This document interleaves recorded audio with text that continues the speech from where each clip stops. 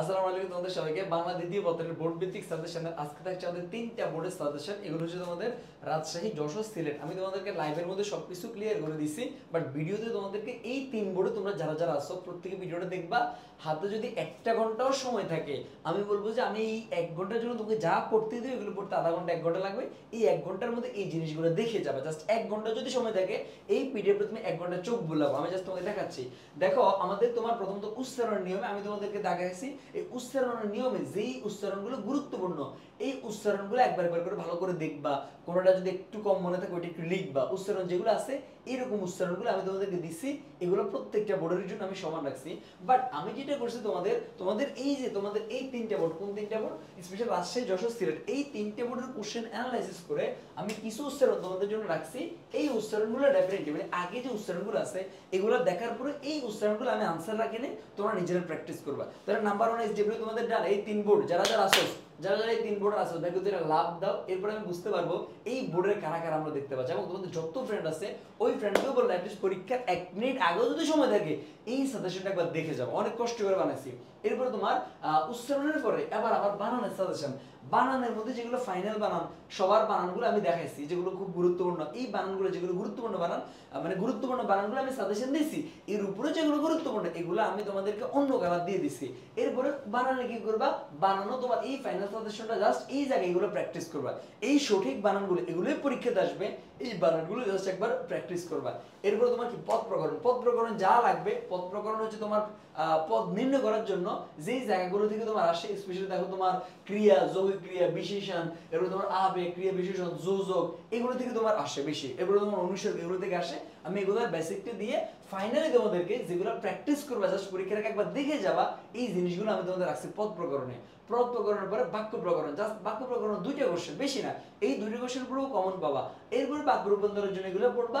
আর তোমাদের এই তোমাদের 3টে বোর্ডের জন্য আমি বাক্য প্রকরণে কিছু প্র্যাকটিস রাখছি। আমি বাক্য প্রকরণ কিছু কি রাখছি, প্র্যাকটিস রাখছি, যেগুলো তোমাদের বোর্ড থেকে আমি বাছাই করে দিচ্ছি এবং এগুলো বেশি আসবে। তো এই জন্য তোমাদের বোর্ডে যেরকম করে এগুলো তোমাদেরকে আমি আরেকবার প্র্যাকটিস করার জন্য বাক্য প্রকরণ কিছু প্র্যাকটিস রাখছি। এই জিনিসগুলো তোমরা ডেফিনেটলি করবা। এরপরে বাক্য শুদ্ধিকরণ প্র্যাকটিস করার জন্য বাক্য শুদ্ধিকরণে তোমার মূল যে জায়গা থেকে প্রশ্ন আসে রুলসগুলো আমি বাক্য শুদ্ধিকরণ দিছি। যেগুলো মনে করে যে বাক্য শুদ্ধিকরণ তোমার বাগধারা থেকে প্রশ্ন আসে, এই যে সঠিক বাগধারা জনিত এই জিনিসগুলো থেকে প্রশ্ন আসে। এরপর বাক্য শুদ্ধিকরণে তোমার এই যে এই জায়গাগুলো থেকে প্রশ্ন আসে। তোমার এই যে মনে করো বিধি লঙ্ঘন হয়েছে নাকি বিধি লঙ্ঘিত হয়েছে, এই জায়গাগুলো থেকে তোমার বাক্য শুদ্ধিকরণ পরীক্ষা প্রশ্ন আসে। আমি অপমান হয়েছি না আমি অপমানিত হয়েছি, ইহা প্রমাণ হয়েছে না ইহা প্রমাণিত হয়েছে, সূর্য উদয় হয়েছে না সূর্য উদিত হয়েছে, এই জিনিসগুলো আমার বাক্য শুদ্ধিকরণে আছে। এরপরে তুমি বাক্য শুদ্ধিকরণ প্র্যাকটিস করার জন্য, বাক্য শুদ্ধিকরণের প্র্যাকটিসের জন্য যা যা আছে এই জিনিসগুলো আমি তোমাদেরকে দিছি। জাস্ট একবার চোখটা ভুলে যাবে, আর কিচ্ছু করা লাগবে না। এরপর তোমার সমাসের মধ্যে যেই সমাসগুলো থেকে বেশি প্রশ্ন আসে এইরকম সমাসগুলো, যেমন তোমার উপমান, উপমিত, এরপর তোমার অলোক দ্বন্দ্ব, সবগুলো আমি রাখছি। আর সমাজ যারা আনসার করবে না তাদের জন্য উপসর্গ রাখছি। উপসর্গ থেকে যা 2টা প্রশ্ন রাখছি, এই 2টা প্রশ্ন প্র্যাকটিস করে যাবে। একটা হচ্ছে তোমার উপসর্গের প্রয়োজনীয়তা আলোচনা করো বা উপসর্গের ভূমিকা, আর একটা হচ্ছে তোমার কি উপসর্গের অর্থবাচকতা না কিন্তু অর্থধৌতকতা, জাস্ট এতটুকু, কেমন, আর কিছু না। আর এরপরে তোমার এই যে তোমাদের জন্য পারিভাষিক শব্দের সাজেশন আমি সবাইকে দিছি, পারিভাষিক শব্দের সাজেশন। কিন্তু তোমাদের বোর্ডের জন্য স্পেশালি আমি আবার প্র্যাকটিস করার জন্য পারিভাষিক শব্দ তোমাদেরকে দিছি, জাস্ট এই জায়গার জন্য, কেমন, এই জায়গাতে আমি দিছি। এগুলা কমপক্ষে একবার করে প্র্যাকটিস করবা, কমপক্ষে একবার করে প্র্যাকটিস করে যাবা। এরপরে তোমাদের সংলাপ থেকে শুরু করে রচনা থেকে শুরু করে সবকিছু রাখছি। এরপর তোমাদের রচনা হচ্ছে এগুলা, এই রচনাগুলো ডেফিনেটলি দেখে যাবা। স্পেশাল আমি তোমাদেরকে কয়েকটা রচনা দিই, এই 3টা বোর্ড কয়েকটা রচনা। এই যে তোমার মাদকাসক্তি তার প্রতিকার রচনাটা দেখে যাবা, মানব কল্যাণ কৃষিকাজে বিজ্ঞান এটা দেখে যাবা, স্বদেশ প্রেম, শ্রমের মর্যাদা, এগুলো ভালো করে দেখে যাবা।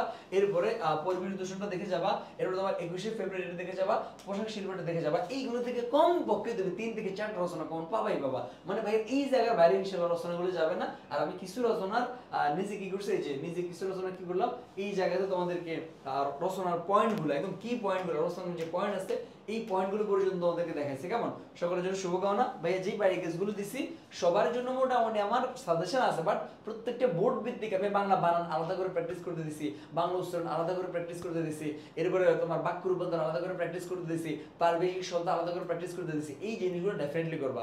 ভালো থাকো, সুস্থ থাকো। সবকিছু সাজেশন পিডিএফ দেওয়া আছে।